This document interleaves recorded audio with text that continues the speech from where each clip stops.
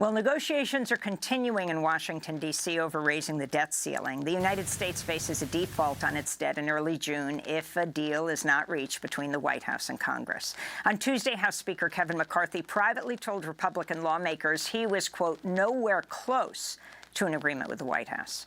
McCarthy and President Biden had met at the White House Monday after Biden cut short his trip to Asia. McCarthy's pushing for sweeping budget cuts and new work requirements for recipients of government programs, including Social Security, Medicare, Medicaid, and SNAP, the Supplemental Nutrition Assistance Program. The Republicans, however, are not proposing cuts to one of the biggest drivers of the nation's debt, the massive U.S. military budget. According to the Cost of War Project of Brown University, U.S. wars since the September 11th attacks have cost over $8 trillion. A separate report by the group estimates 4.6 million people have died since 9/11 as a result of the wars in Afghanistan, Iraq, Pakistan, Syria, Yemen, Libya, and Somalia. And over the past 16 months, Congress has approved more than $113 billion for Ukraine following Russia's invasion. We're joined now by the economist Jeffrey Sachs. He's the director of the Center for Sustainable Development at Columbia University, president of the UN Sustainable Development Solutions Network, has served as advisor to 3 UN Secretaries General, currently serves as a Sustainable Development Solutions advocate under Secretary General Antonio Guterres. He recently wrote an article headlined America's Wars and the U.S. Debt Crisis. Professor Sachs, welcome back to Democracy Now! Well, why don't you lay it out for us? Talk about what's happening in Washington, the historic possibility that the U.S. could renege on could possibly not lift that debt ceiling, and what that means, and how that fits into the budget that Republicans want cut and the budgets they not only want not to cut, but to increase. Well, great to be with you. It is startling that since the year 2000, the debt that the U.S. government owes to the public has gone from about 35% of our national income to nearly 100% of our national income, or GDP.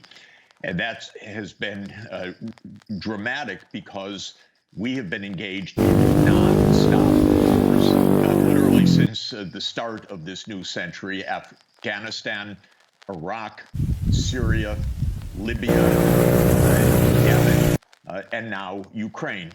And we have spent a fortune, but no president has said to us, these wars are so important that we should pay taxes.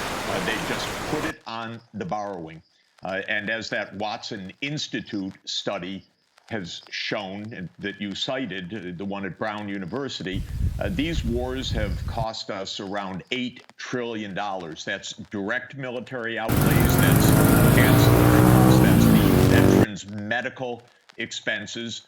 This has been a very significant proportion of the rise of this debt. Another significant proportion was the financial sector, the Wall Street bailout in 2008, and the pandemic costs.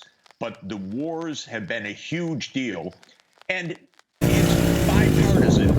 This isn't Republicans or Democrats. Neither party wants to talk about the elephant in the room, which is that we are currently at an incredibly destructive, disastrous, and I would say avoidable war.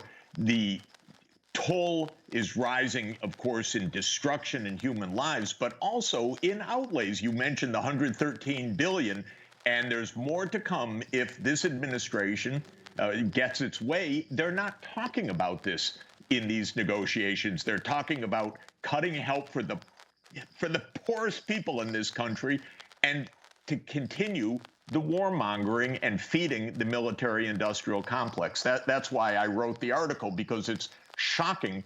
It's both parties that are not talking about the real issue here.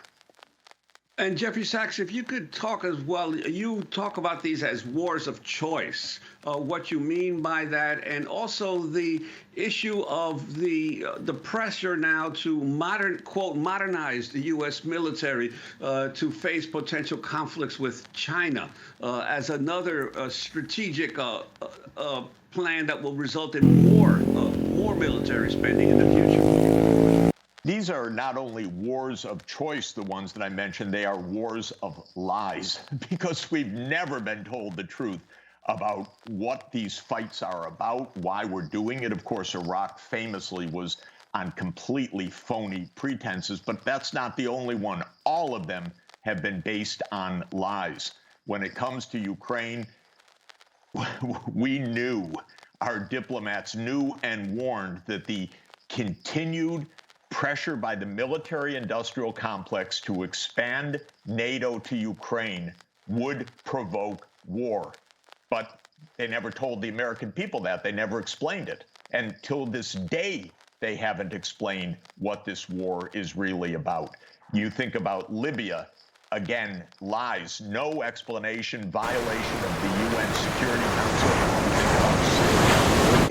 Not only was the whole Syrian effort a lie of the United States, it's never even been explained to the American people that this was an operation that President Obama ordered the CIA to overthrow the Syrian government. It failed, but it was extremely costly and destructive. So these have been wars of choice and wars of lies. They are pushed by the military-industrial complex. They are pushed by neoconservatives in both parties. Now we have new drumbeats of war, not only as if Ukraine was not devastating and threatening enough with nuclear annihilation. And now we're talking war with China. Unimaginable. It could end the world. And yet this is normal discourse in what passes for grown-up discussion in Washington, which is not grown up at all, in my opinion. And I wanted to ask you, you mentioned Ukraine. You've written often about this whole way that the American top officials in the U.S. government, as well as the media, talk about the Ukraine war and Russia's invasion as unprovoked. This whole issue of being an unprovoked war. I noted that the New York Times has used the word unprovoked regarding this invasion 26 times in its editorials, its opinion columns, and its invited guest op-eds. They don't talk about the truth, which is that our own diplomats, I'm talking about U.S. diplomats, including CIA Director William Burns, who wrote a memo that was released by WikiLeaks in 2008. His 2008 memo said, this is existential from Russia's point of view. If we continue to push NATO enlargement to Ukraine, this could have absolutely dire consequences. Our diplomats have known this all along, but it's been the politicians, it's been the military-industrial complex, it's been the big companies that have been championing NATO enlargement. That's a lot of weapon sales if you do that. Even though the risks are completely understood inside the government by serious people, they're just not heeded. And this has been true about Ukraine all along. And up until the end of 2021, Vladimir Putin put on the table a draft U.S.-Russia security agreement that was based on don't expand NATO to Ukraine. And that has been Russia's refrain for 30 years. And yet we don't heed it. And now we're 113 billion into this. It is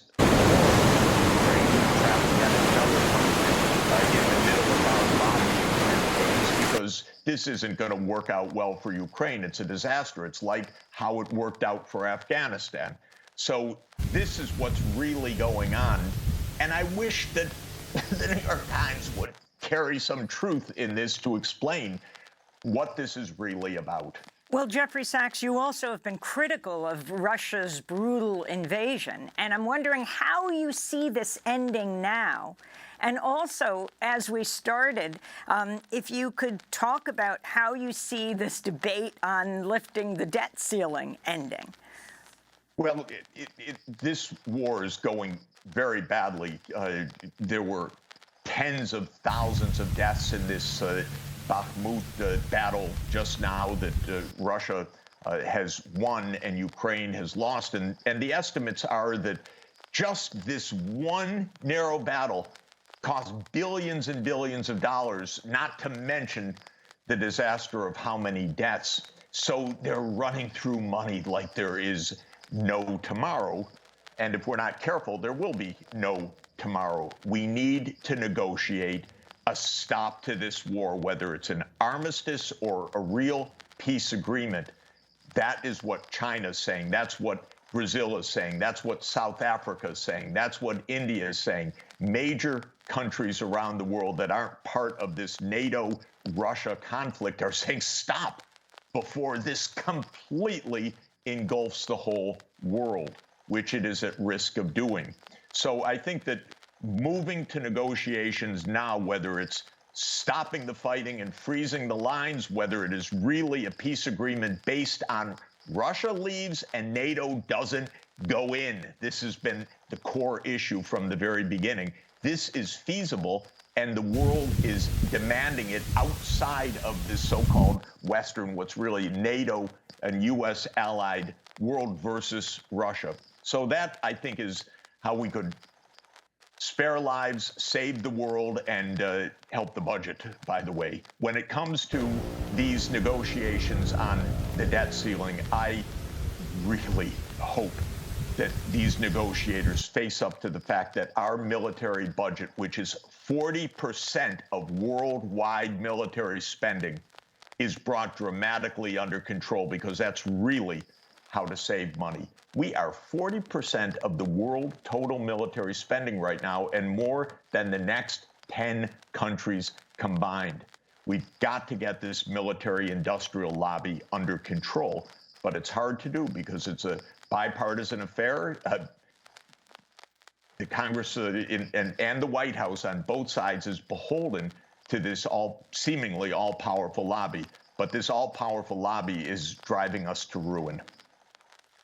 And Jeff Sachs, I have one final question about the both the wars in Afghanistan that the United States, where the United States backed Mujahideen forces against when the Afghanistan was occupied by the Soviet army.